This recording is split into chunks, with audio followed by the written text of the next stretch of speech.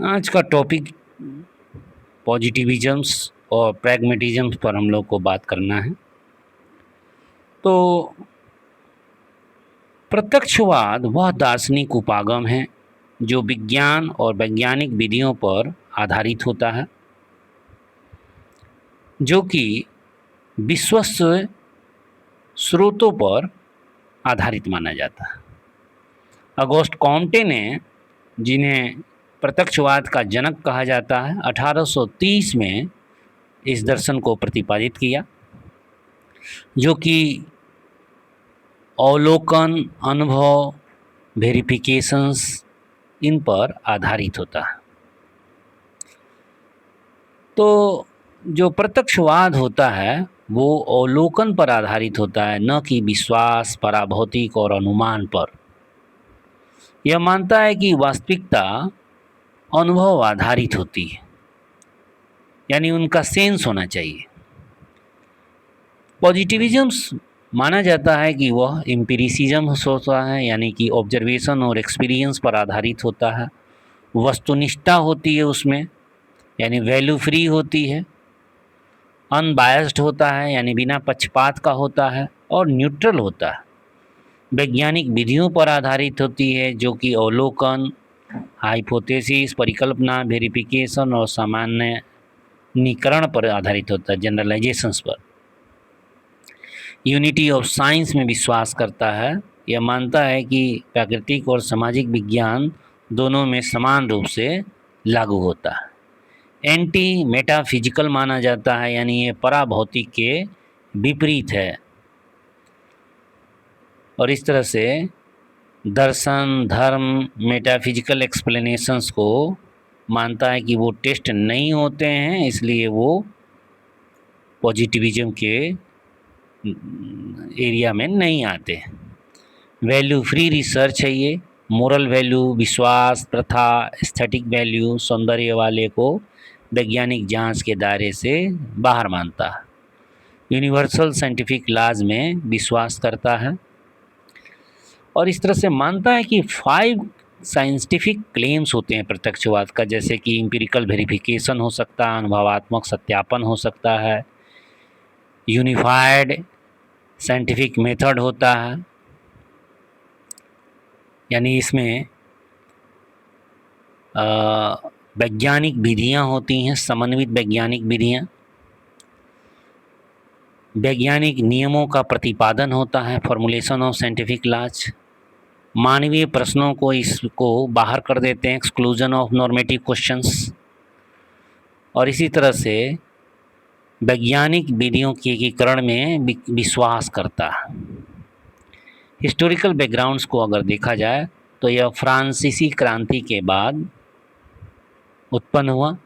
फ्रांसीसी क्रांति के दौरान जो सामाजिक राजनीतिक अशांति हुआ, उसी से ये उत्पन्न हुआ है। ऑगस्ट कॉम्टे ने 1830 में इसको डेवलप किया, जो कि अनुमान और रोमांटिसिज्म का विरोध करता है और ज्ञान को नॉलेज बेस्ड मानता है, जो कि साक्ष्यों पर आधारित होता है। प्रैक्टिकल एविडेंसेस होते हैं इसके लिए, ज्ञान के लिए। कॉम्टे ने ज्ञान को 3 स्टेज माना। पहला थियोलॉजिकल स्टेज, ईश्वरवादी स्तर, जिसमें कि सुपर नेचुरल फोर्स और गॉड के द्वारा माना जाता है कि वही घटनाओं को व्याख्या करते हैं या घटनाओं को जन्म देते हैं। दूसरा मेटाफिजिकल स्टेज, जिसमें एब्स्ट्रैक्ट आइडियाज़ के द्वारा पराभौतिक दुनिया को व्याख्या किया जाता है। सुपर नेचुरल फोर्स भी ये भी एक तरह का है, मेटाफिजिकल पराभौतिक माना जाता है ये। पॉजिटिव स्टेज, ये पॉजिटिविज्म प्रत्यक्षवाद से जुड़ा है, जो कि साइंटिफिक मेथड्स पर आधारित होता है, अवलोकन पर आधारित होता है, कॉजुअल इफेक्ट्स रिलेशनशिप पर, जिस पे बात करते हैं हम लोग। इस तरह से जो प्रत्यक्षवाद होता है वो वैज्ञानिक विधियों, मात्रात्मक और वस्तुनिष्ठ अनुसंधान में विश्वास करता है, जिसमें मेज़रमेंट मापन किया जाता है, संख्यात्मक विश्लेषण किया जाता है, मॉडल बिल्डिंग किया जाता है, हाइपोथेसिस टेस्टिंग किया जाता है। तो प्रत्यक्षवाद हम लोग पढ़ चुके हैं कि ये मात्रात्मक क्रांति का दार्शनिक आधार देता है। आलोचना में अगर हम लोग देखें तो प्रत्यक्षवाद के आलोचक यथार्थवादी और मार्क्सवादी लोग रहे हैं। उन्होंने प्रत्यक्षवाद के यूनिवर्सल लॉ के अनुसंधान के लिए आलोचना की है। ये मानते हैं कि सोसाइटी और इकोनॉमिकल स्ट्रक्चर में लगातार चेंज होता है, समाज और आर्थिक संरचना में। इस तरह से यूनिवर्सल लॉ का प्रतिपादन करना डिफ़िकल्ट है और वास्तविकता से मुंह मोड़ना है। सोसाइटी लगातार डायनेमिक होता है, चेंज होता है और fix law can not explain the social change. तो सामाजिक परिवर्तनशीलता को फिक्स लॉज कभी भी व्याख्या नहीं कर सकता। ये मानते हैं कि वैल्यू फ्री रिसर्च कुछ भी नहीं होता। जो भी रिसर्च आता है ह्यूमन के द्वारा आता है। ह्यूमन अपने रिसर्च में बिलीव, वैल्यू, एक्सपीरियंस का प्रभाव उसका पड़ता ही पड़ता है। कोई भी इंडिविजुअल डाटा का इंटरप्रिटेशन करता है तो वो अपने अनुसार ही कर पाता है, अपनी पॉलिसी का प्रभाव उस पर पड़ता रहता है। और इस तरह से पूर्ण ऑब्जेक्टिविटी को, पूर्णतः वस्तुनिष्ठता को ये असंभव मानते हैं। तो प्रत्यक्षवाद का पूर्णतः जो वस्तुनिष्ठता का पक्ष लिया है, इसके लिए आलोचक इनका आलोचना करते हैं। ह्यूमन ज्योग्राफी को व्यक्तिनिष्ठ माना जाता है क्योंकि ह्यूमन का बिहेवियर इंटेंशन पर, उसके विश्वास पर, उसके इमोशन, कल्चर पर आधारित होता है। और ये अभिप्राय, विश्वास, भावना, संस्कृति, इन सबों का मूल्यांकन मात्रात्मक विधियों के द्वारा अकेले कर पाना आसान नहीं है, कठिन है। यूनिटी ऑफ साइंस को भी क्रिटिसाइज किए गए क्योंकि आलोचक जो है वो मानते हैं कि सोशल साइंस और नेचुरल साइंस दोनों अलग अलग विषय हैं। Even geography, sociology, economics, psychology, ये जो अलग अलग विषय हैं, इनके भी अध्ययन करने के तरीके और संकल्पनाएं अलग अलग हैं। इसी तरह से एक्सपेरिमेंटल मेथड्स की सीमा है। Human beings are thinking and conscious individuals. व्यक्तिगत रूप से वो अपने बारे में सोचता है, कॉन्शस रहता है। लेबोरेटरी स्टाइल एक्सपेरिमेंटल्स और नेचुरल साइंस के मेथड्स को मानव समाज में लागू पूर्णतः नहीं किया जा सकता। वैज्ञानिक अनुसंधान जो होता है वास्तविकता से प्रभावित होता है। Research is not merely N observation on reality. अनुसंधान केवल वास्तविकता का अवलोकन पर आधारित नहीं होता है, जबकि उसमें public policy, decision making, social behaviour, इन सबों का असर देखा जाता है। तो इस तरह से आलोचक कहते हैं क्या कि मानव समाज परिवर्तनशील है, मूल्य आधारित है, व्यक्तिनिष्ठ है। अतः पूर्णतः वस्तुनिष्ठता, जो कि प्रत्यक्षवाद जिसका पक्ष ले रहा है, यूनिवर्सल लॉ बनाने की बात कर रहा है, इसको प्राप्त करना कठिन है। इसी तरह से हम लोग नेक्स्ट कॉन्सेप्ट प्रैग्मेटिज्म पर आते हैं, जो कि उपयोगितावाद है। भूगोल में उपयोगितावाद का सिंगल फाउंडर नहीं है, यानी कोई किसी एक व्यक्ति ने इसका नींव नहीं रखा। इसमें कई विद्वानों का योगदान है, जैसे कि अमेरिकन फिलोसोफर जॉन डे, इसी तरह से चार्ल्स सैंडर्स पियर्स, यूफू तुआन, ट्रेवर जे बर्नर्स, ये लोग उपयोगितावाद के विद्वान माने जाते हैं। और जो ये विद्वान हैं, इन्होंने प्रैग्मेटिज्म का उपयोग अप्लाइड ज्योग्राफी के लिए किया। ये मानते हैं कि उपयोगितावाद एक्शन ओरिएंटेड उपागम है और ये प्रॉब्लम सॉल्विंग अप्रोच रखता है। स्पेशियल प्रॉब्लम सॉल्विंग यानी स्थानिक समस्याओं के हल पर विश्वास करता है। एक्शन ओरिएंटेड अप्रोच है, अप्लाइड ज्योग्राफी में विश्वास करता है। पॉजिटिविज्म के वैज्ञानिकता में विश्वास करते हुए वैल्यू फ्री नहीं मानता, बल्कि मूल्य आधारित मानता है, जिसमें मोरल वैल्यू, इन सबों को जगह दिया गया, मानवीय थिंकिंग को जगह दिया गया। तो यूफू तुआन प्रैग्मेटिज्म का उपयोग कर कर ह्यूमैनिटेरियन ज्योग्राफी में मानवतावादी भूगोल में इसका विकास करते हैं। Tuan utilize pragmatism to understand how individual make sense of space and place.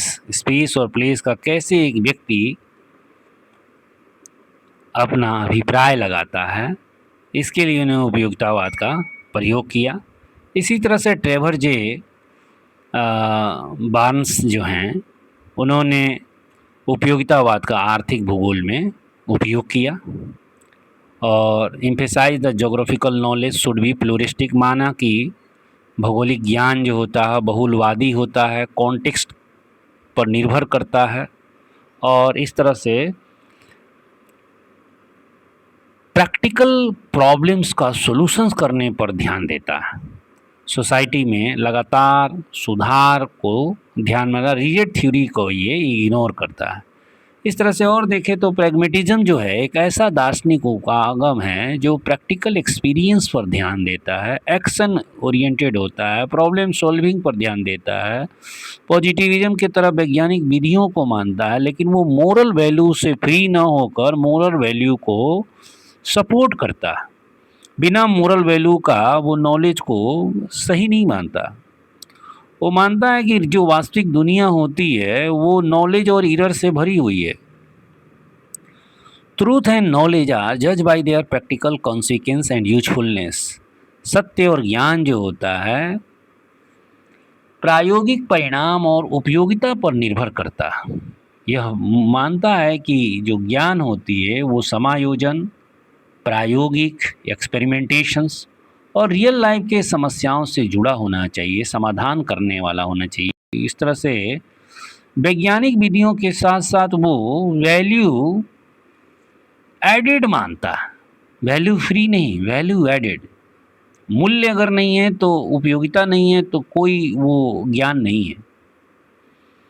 Pragmatism positivism का सुधरा हुआ रूप माना जाता है जो वैज्ञानिक विधियों पर आधारित होते हुए बिलीफ्स को, मोरल वैल्यू को जगह देता है। वैल्यू बेस्ड साइंटिफिक मेथड है ये। सोसाइटियल प्रॉब्लम्स को सॉल्व करने में विश्वास करता है। एक्शन ओरिएंटेड है, न कि थ्योरी ओरिएंटेड। इवैल्यूएशंस पर और रिसर्च के इम्प्लीमेंटेशंस पर यह ध्यान देता है। इमीडिएट प्रैक्टिकल प्रॉब्लम्स को हल करने पर यह ध्यान देता है। एक्शन एजेंट को ये मानता है, तो ये सॉल्यूशंस पर ध्यान देता है एक्शन के थ्रू। प्रैक्टिकल प्रॉब्लम्स पर ध्यान देता है, प्रैक्टिकल प्रॉब्लम का सॉल्यूशंस पर, मानव के कल्याण पर, विश्वास पर, मूल्य पर, बिलीफ्स, नॉर्म्स, वैल्यूज, इन सबों पर ये ध्यान देता है वैज्ञानिक विधियों के साथ साथ। Supports policy making, lobbying, persuasions, action for the social transformation. सामाजिक परिवर्तन के लिए यह नीति बनाता है, लॉबिंग करता है, एक्शन ओरिएंटेड होता है। इस तरह से ये प्रैक्टिकल सॉल्यूशंस पर ध्यान देता है। अब डेवलपमेंट पर ध्यान दें तो अमेरिका में सिविल वार के बाद इसका विकास शुरू हो गया। सेकेंड वर्ल्ड वार में इसका काफ़ी प्रभाव रहा। बाद में वेस्टर्न यूरोप में ये फैला और इस तरह से इसने सिचुएशंस को वास्तविक मूल्यांकन करने पर ध्यान दिया, न कि केवल जनरल रूल्स बनाने पर। इस तरह से एक्शन प्लान बनाया, न कि केवल प्लान से इसको मतलब था। ये मानता है कि जो वास्तविकता होती है वो इम्परफेक्ट होती है, पूर्ण नहीं होती है। कोई भी जो रियलिटी होती है उसमें नॉलेज और एरर दोनों साथ साथ होते हैं। इसीलिए लगातार सुधार की आवश्यकता पर इसने बल दिया। थ्रू एक्शन एंड एक्सपीरियंस, अनुभव और क्रिया के साथ लगातार सुधार पर बल दिया। यह मानता है फैलिबिलिज्म ऑफ नॉलेज, ज्ञान जो होता है वो एब्सोल्यूट नहीं है, उसमें एरर होती ही रहती है। रियलिटी लगातार परिवर्तनशील होता है। इस तरह से ये मानता है क्या कि past success does not guarantee the future success. भूतकाल में जो सफलता मिली है वो फ्यूचर की सफलता की गारंटी नहीं देता। हाइपोथेसिस को मस्ट बी रिवाइज होना चाहिए। व्हेन द प्रेडिक्शन फेल, जब प्रेडिक्शन फेल होने लगे तो आपको रिवाइज करके फिर से नया बनाना है। इस तरह से चेंजिंग में ये विश्वास करता है, मॉडिफिकेशंस पर ध्यान देता है। मेन प्रॉब्लम सॉल्विंग अप्रोच है ये, ज्योग्राफी को प्रॉब्लम सॉल्विंग अप्रोच के रूप में लेता है। और रिसर्च का मूल उद्देश्य ह्यूमन वेलफेयर होना चाहिए, वैल्यू फ्री नहीं होनी चाहिए, मानवीय मूल्यों के नज़र से देखना। इस तरह से प्रैग्मेटिज्म अप्लाइड ज्योग्राफी को सपोर्ट करता है। पॉलिसी मैपिंग में यह सहायता करता है, environmental management, house and urban planning में, एजुकेशन और हेल्थ केयर में, कल्चरल लैंडस्केप प्रिजर्वेशन में, ह्यूमन सेंटर पर्सपेक्टिव ये ध्यान देता है, ह्यूमन वैल्यूज़ को मानता है, एटीट्यूड और एक्सपीरियंसेस पर ध्यान देता है। इसी तरह से विडाल डी लाप्लास का जो संभववाद था उसी के तरह लगातार प्रैग्मेटिज्म मानता है कि बहुत सारी संभावना होती है, उनमें बेस्ट संभावना का प्रयोग कर मानव उसका अधिकतम उपयोग कर सकता है। और भौगोलिक ज्ञान को ये मानता है कि सत्य और असत्य दोनों से भरा होता है, उसमें अपने जानकारी के अपने ज्ञान का प्रयोग कर हमें सत्य को अपनाना चाहिए, ट्रुथ की ओर बढ़ना चाहिए। और इस तरह से लगातार मॉडिफिकेशंस पर ये ध्यान देता। इसी तरह से फंक्शनलिज्म इन ज्योग्राफी पर आते हैं। फंक्शनलिज्म जैसा कि कार्यशीलता से जुड़ा हुआ है। फंक्शनलिज्म में हम लोग विभिन्न प्रकार के फंक्शंस का अध्ययन करते हैं, ऑक्यूपेशंस रोल्स को perform by the different parts of the society और रीजन्स। अलग अलग समाज और प्रदेश अलग अलग तरीके का ऑक्यूपेशन और सोसाइटी अपने आप को रोल्स में देता है। तो कुल मिला के फंक्शनलिज्म कार्यों से जुड़ा हुआ है। How different elements are inter related and interdependent to maintain the stability and continuity of the systems, यानी कि कैसे अलग अलग जो तत्व हैं एक दूसरे से इंटर रिलेटेड हैं और कैसे एक दूसरे से इंटरडिपेंडेंट हैं, ताकि जो हमारा सिस्टम है वो स्थिर बना रहे, स्टेबल बने और कॉन्टिन्यूटी उसमें रहे। तो ज्योग्राफी में फंक्शन का मतलब है ऑक्यूपेशन से, ऑक्यूपेशन और role perform by a place, एक स्थान के द्वारा कैसा ऑक्यूपेशन और कैसी भूमिका करने के लिए हम लोग को जगह दे रहा है। फंक्शन के अलग अलग मीनिंग है। सेरिमोनियल पर्पस, जैसे कि public gathering for the specific event, किसी खास घटना के लिए पब्लिक गैदरिंग कर लेते हैं, इसको सेरेमोनियल पर्पस का फंक्शन बोलते हैं। पॉलिटिकल साइंस में विभिन्न अथॉरिटी के ड्यूटीज होते हैं। मैथमेटिक्स में रिलेशनशिप बिटवीन द वेरिएबल्स, ये भी फंक्शंस है। अलग अलग जगह के लिए अलग अलग फंक्शन का व्याख्या है। सोशलॉजी और बायोलॉजी में एक्टिव मेंटेनिंग द सिस्टम्स और ऑर्गेनिजम्स। ज्योग्राफी में किसी स्थान का ऑक्यूपेशन और रोल पर बल दिया जाता है, यानी किसी स्थान पर किस तरह का ऑक्यूपेशन किया जाता है या उसका क्या रोल है, इस पर हम लोग ध्यान देते हैं। तो बेसिक प्रिंसिपल ऑफ जो फंक्शनलिज्म्स है वो मानता है क्या कि society should be studied as an integrated whole. समाज को हम लोगों को एक संपूर्णता के रूप में अध्ययन करना चाहिए। Causation is reciprocal and multiple. तो जो समाज में कारण होते हैं वो रेसिप्रोकल और मल्टीपल होते, बहुआयामी होते हैं। और सोशल सिस्टम जो होता है वो बैलेंस के रूप में अपने आप को रखता है। तो फंक्शनलिज्म के द्वारा इंटीग्रेशंस होती है समाज में कार्य के आधार पर। Focus is on the present social interaction not historical development. तो वर्तमान के सामाजिक इंटरेक्शंस को ये फंक्शनलिज्म बल देता है।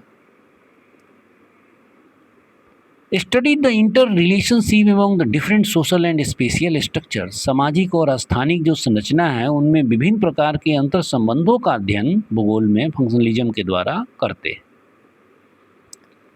कोई भी रीजन्स जो होती है उसकी अपनी एक खास फंक्शन होती है. Focus on the role and function of the settlements.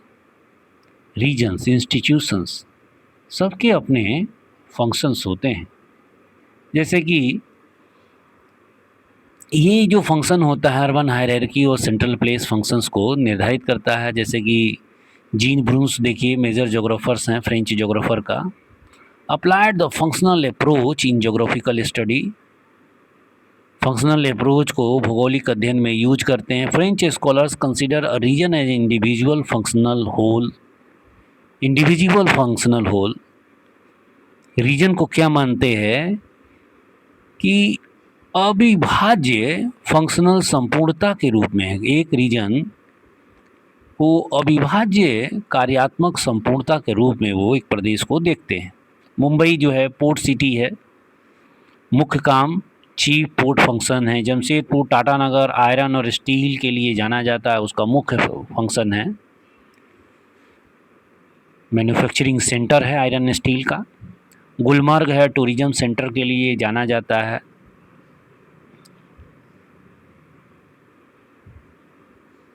तो ये सब हम लोग को दिख रहा है. जैसे कि जमशेदपुर को लेते हैं तो जमशेदपुर का जो मैनिफेस्ट फंक्शन है यानी मुख्य जो कार्य है वो आयरन और स्टील का उत्पादन करना. लेटेंट फंक्शन यानी कि उसमें जो छुपा हुआ फंक्शन है इनडायरेक्ट फंक्शन, जैसे कि एम्प्लॉयमेंट जनरेशन हो रहा है, अर्बन ग्रोथ हो रहा है, ट्रांसपोर्टेशन डेवलपमेंट होता है. तो ये एक किसी भी सिटी का ना मैनिफेस्ट फंक्शन होता है यानी मुख्य कार्य, और लेटेंट फंक्शन उसके साथ और भी काम जुड़े हुए होते हैं. तो इस तरह से हम लोग देख रहे हैं कि फंक्शनलिज्म का आलोचक लोग क्या कह रहे हैं. क्रिटिसाइज ऑन द कॉन्सेप्चुअल और मेथोलॉजिकल ग्राउंड्स. संकल्पनात्मक और विधि तंत्र के रूप में इनका आलोचना किया जाता है. Assume society exist in the stable equilibriums. Society को यथा स्थिति में मानते हैं. Can not adequately explain social change. तो सोशल चेंज या डायनेमिक प्रोसेस को पूर्णतः व्याख्या नहीं किया जा सकता कि सोसाइटी वहाँ की चेंज ही होती है. Focus on maintaining the social order rather than the addressing issue like poverty, war, disease and racisms. तो मूल रूप से सोशल ऑर्डर पर ध्यान देता है, न कि गरीबी पर, युद्ध पर, बीमारी पर. Functionalism explanation are often structural. कार्यात्मक जो व्याख्या है वो अक्सर संरचनात्मक.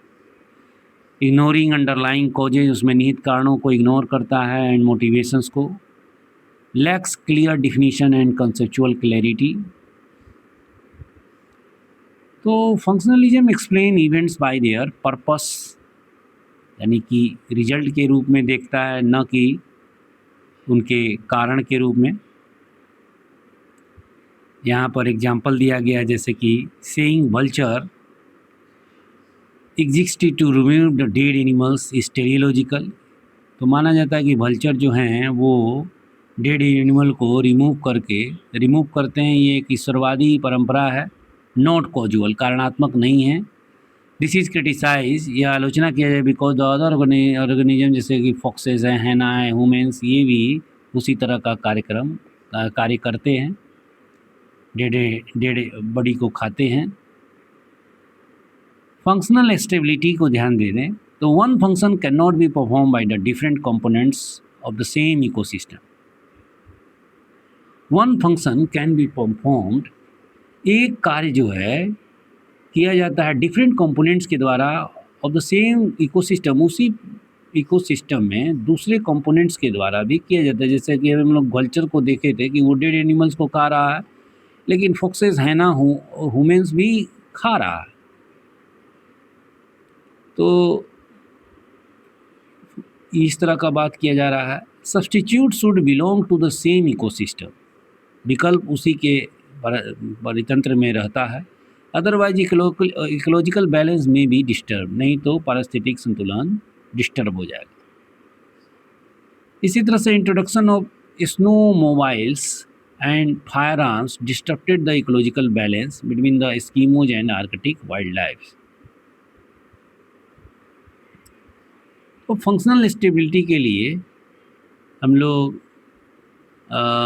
फंक्शंस में 6 inter related concept of functionalism हैं। फंक्शनलिज्म के 6 इंटर रिलेटेड कॉन्सेप्ट्स क्या हैं?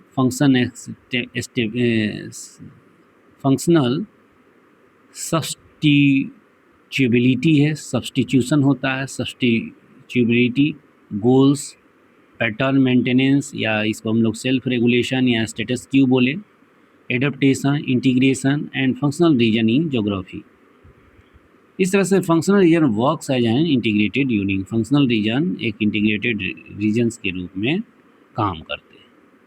तो फंक्शनलिज्म का भूगोल में क्या योगदान है? किसी भी प्लेस के फंक्शन को समझना है इंटीग्रेटेड होल के रूप में। तो ये हम लोग यहीं तक रखते हैं फंक्शनलिज्म तक के टॉपिक को। आगे हम लोग नेक्स्ट टॉपिक पढ़ेंगे दूसरे वीडियो में। Okay, thank you.